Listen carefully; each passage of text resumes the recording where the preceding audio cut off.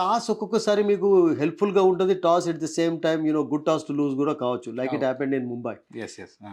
Suryakumar was happy yes. Yes. When he lost the start. We were looking to bat అన్నాడు. Hmm. So, he happily batted and happily India put up a decent total actually.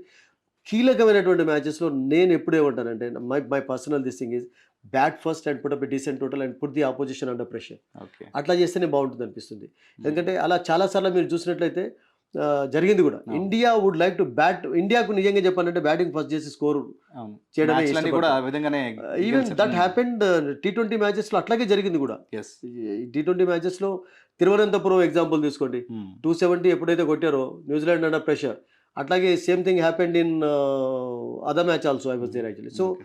Batting first is not a bad option. But wicket ఎలా ఉంటుందనేది you can't say. Okay. Wicket ఇప్పుడు mixture of దానిగా తయారు చేసి అంటున్నారు గనుక. But ఇప్పటివరకు చూసినట్లయితే అన్ని మ్యాచెస్‌లో మీకు బిగ్ స్కోరింగ్ మ్యాచెసే ఉన్నాయి. సౌత్ ఆఫ్రికా 200 స్కోర్ చేయగలిగింది. న్యూజిలాండ్ సౌత్ ఆఫ్రికా మ్యాచ్ కూడా టఫ్‌గానే జరిగింది. 190, 180 స్కోర్స్ అయితే కామన్‌గా చూస్తుంటాం మనం.